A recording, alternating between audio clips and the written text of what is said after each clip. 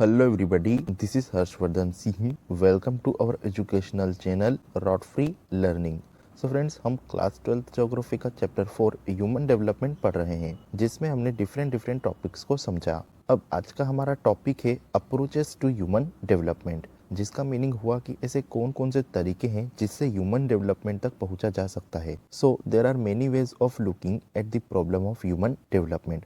सो हमारे पास ऐसे बहुत से तरीके हैं जिससे ह्यूमन डेवलपमेंट हो सकता है, बट आज के इस टॉपिक में हम कुछ ही अप्रोचेस को समझेंगे। ये है income approach, welfare approach, basic needs approach and capability approach. So हम एक एक करके इन 4 अप्रोचेस को समझते हैं।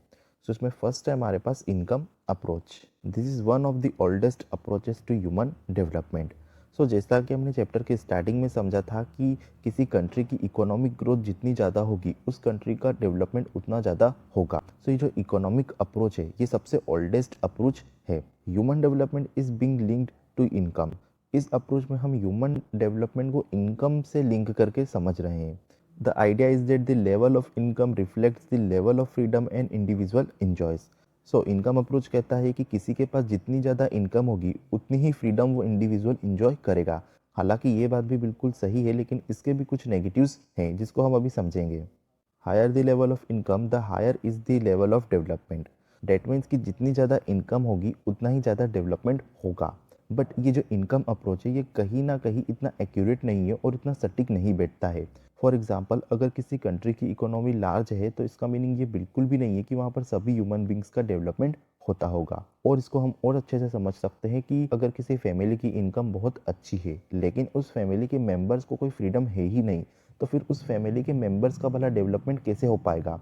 सो ये जो इनकम अप्रोच था ये कहीं ना कहीं इतना एक्यूरेट नहीं है। सो ज़रूरी नहीं है कि जितनी ज़्यादा इनकम होगी उतनी ज़्यादा फ्रीडम भी होगी, और जितनी ज़्यादा इनकम होगी उतना डेवलपमेंट होगा। हालांकि इनकम अप्रोच से डेवलपमेंट हो भी सकता है और नहीं भी।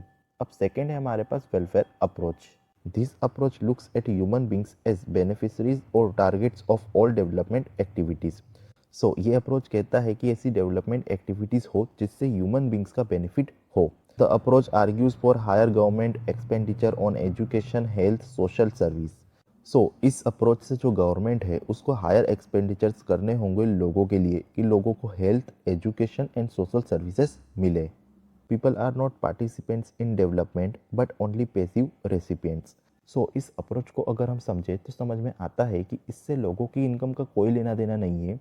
इस अप्रोच में गवर्नमेंट है, गवर्नमेंट को लोगों के लिए हायर एक्सपेंडिचर्स करने होंगे और जो लोग हैं वो केवल पैसिव रेसिपिएंट है, यानी कि गवर्नमेंट जो योजनाएं बना रही है लोगों को केवल उसका बेनिफिट लेना है। The government is responsible for increasing levels of human development by increasing expenditures on welfare.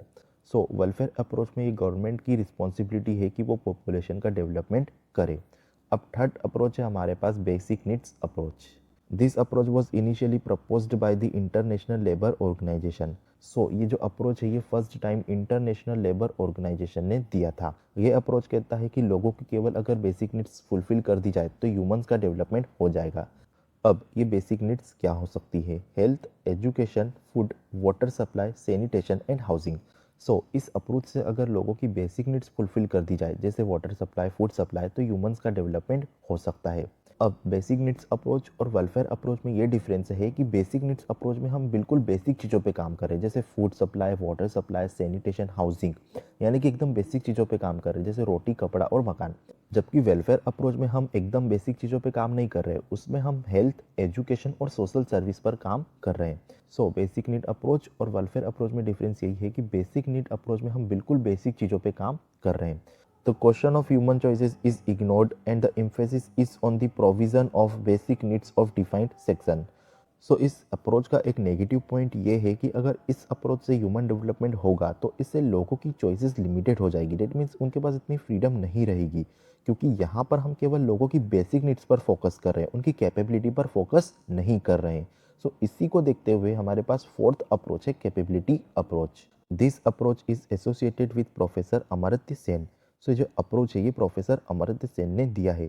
सो जैसा कि हमने चैप्टर की स्टार्टिंग में समझा था कि प्रोफेसर अमर्त्य सेन और डॉक्टर महबूब उल हक ने लोगों की कैपेबिलिटी पर ज़्यादा फोकस किया है। डेट मीन्स कि उनकी फ्रीडम पर ज़्यादा फोकस किया है।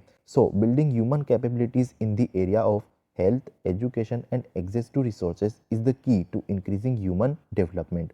सो इस अप्रोच से मीनिंग है कि क्यों ना लोगों की बेसिक नीड्स को फुलफिल करने की बजाय लोगों को health, education and access to resources के की एरियाज में कैपेबल बनाया जाए, क्योंकि अगर लोग health, education and access to resources के की एरियाज में कैपेबल होंगे तो उनका डेवलपमेंट अपने आप होगा। फॉर एग्जाम्पल, बेटी बचाओ बेटी पढ़ाओ योजना। अब इस योजना से गर्ल चाइल्ड को एजुकेशन मिलेगा और वो एजुकेशन के एरिया में कैपेबल बनेगी, जिससे उनका डेवलपमेंट होगा। सो ये अप्रोच कहता है कि लोगों को फ्रीडम मिले और वो कैपेबल बने और अपने डिसीजंस ले सके। सो फ्रेंड्स, ये 4 अप्रोचेस थे जिससे हम ह्यूमन डेवलपमेंट तक पहुंच सकते हैं। सो होप आपको आज का टॉपिक समझ में आया होगा एंड नेक्स्ट वीडियो लेक्चर में हम एक न्यू टॉपिक समझेंगे। So stay connect.